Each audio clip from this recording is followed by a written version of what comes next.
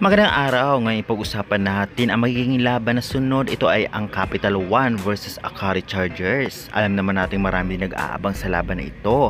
Ibigay natin kung saan ang venue, saan mapapanood, at syempre schedule nila ngayong araw kasi maya-maya ay laro na nila. And anong team kaya ang posibleng manalo? Kaya before that guys, please naman, don't forget to like, comment, and subscribe, and pa-hit the notification bell para lagi po kang updated sa aking mga bagong video about sa volleyball dito sa Pilipinas. Maraming salamat sa support and pa-purchase po ng PVL t-shirts or Alas Pilipinas t-shirts. Thank you. Well, ang laban nga nila ay maya-maya lamang 6:30 PM at magaganap ito sa PhilAll Eco Oil Arena. Ito nga ang laban ng Akari Chargers versus Capital One. Alam nating lahat na itong dalawang team na ito ay pareho na may talo, kaya gustong-gusto nang makabawi para naman umangat sila sa standing sa ngayon sa PVL On Tour 2025.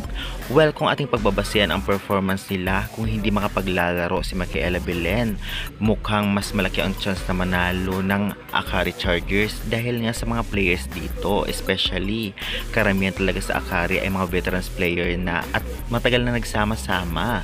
Ang Capital One naman ay medyo kulang din sila sa mga wing spikers, ngunit sa libero at setter ay okay naman, kaya dapat maging consistent ang mga wing spikers ng Capital One.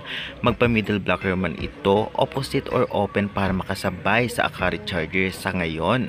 Dahil nga alam naman natin bombang-bomba ngayon ang Akari, lalong-lalo pa ay sabik din sila magkaroon ng panalo pa.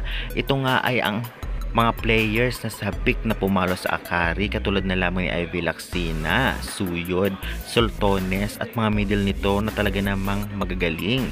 Kaya naman dapat bantayan o pag-aralan ng Capital One ang laro ng Akari para naman makasabay sila at para makuha nila ang pagkapanalo. Medyo malayo-layo pa naman bago matapos nga ang prelims, kaya pwede pa silang makahabol, kaya syempre dapat mag-ipon sila ng panalo at ngayon pa lamang ay dapat maipanalo na nila ang laro. Kaya guys, sa tingin ninyo, anong team kaya mananalo? Akari Chargers or itong nga Capital One Solar Spikers? Comment nyo na yan at huwag kalimutan mag-like and subscribe for more updates.